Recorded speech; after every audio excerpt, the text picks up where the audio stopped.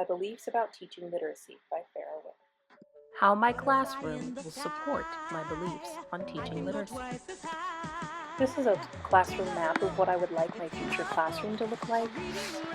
The desks are all in an arc and kidney shape to help the students focus on the speaker at the time or whatever someone is presenting. There are many large open areas which invite motor play, and there is also an area specifically for dramatic play, and there is a large area for art and expression.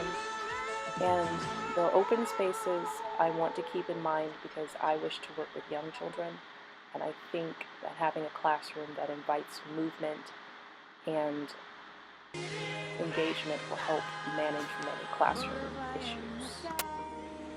For my literacy area specifically, I want an area that's inviting, that has a fun theme that invites the imagination, plenty of space for books, and soft, comfortable seating that just seems to speak to my students that says come in and dive into a book and be completely engaged.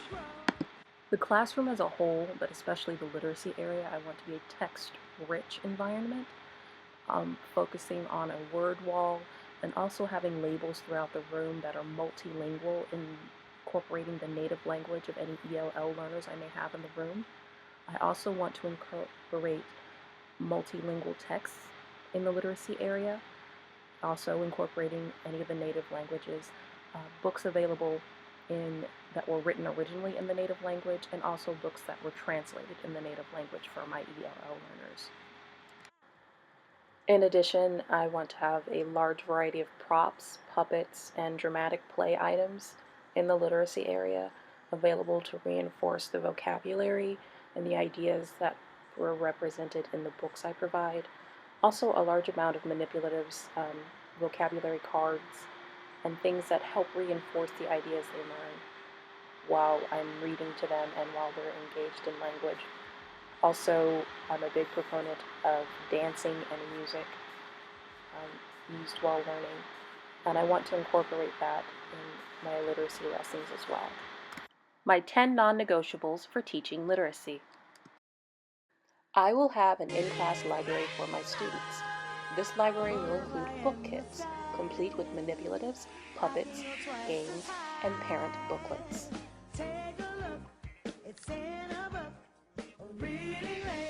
I will read to my students every day.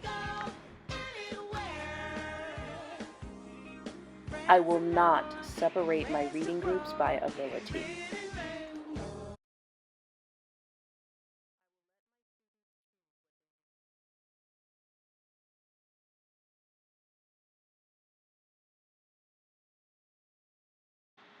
I will make as much use of the local library as possible, including bookmobiles, librarian visits, and library field trips.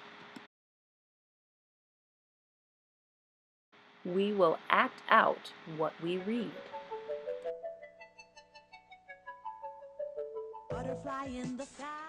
Every student will make their own book by the end of the year. It's in a book, a reading rainbow. I will read books my students can connect with.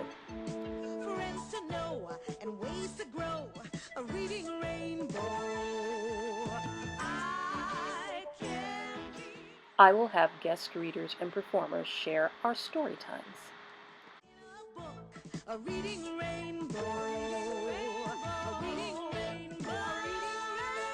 I will be available after school to help my students and their families. I think my 10 non-negotiables are pretty good examples of the principles I hold dear when it comes to teaching literacy. Almost all of my non-negotiables engage children with role-playing, puppets, movement, music, and other ways to have them relate to literacy and reading and topics. I want to have the children to have fun and love reading and want to read and be excited about reading and writing and learning to read.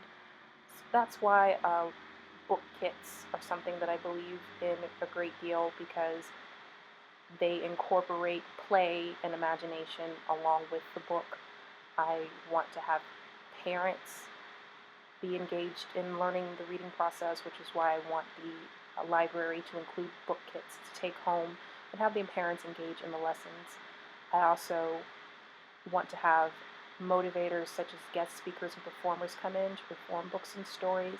And guest speakers can be simply myself in a costume, pretending to be a character, or a principal, a parent, or a performer from a local theater. I think that my beliefs and best practices in teaching literature are shown throughout my non-negotiables. I want to have a highly visual classroom where print and word and music and sound are all together, incorporating different learning styles and showing words and text in different ways that the children can relate to. My educational philosophy when it comes to teaching all subjects is very similar to that of Gardner's theory of multiple intelligences. I think that every child is a genius. You just have to find where that genius lies. And if I have a child who is great with spatial and motor skills, then we'll be dancing our literacy lessons. If I have a child that's talented musically and relates to their world that way, we'll be singing. We'll be engaging the text. We'll be talking about the text. We'll be acting out the text. We'll be living the text. And the text will be things that relate to their lives culturally, socially, and have to do with their community, so they can relate to them on a deeper level. Those are the things that I really think are necessary to have and your students buy into the idea of learning how to read and write.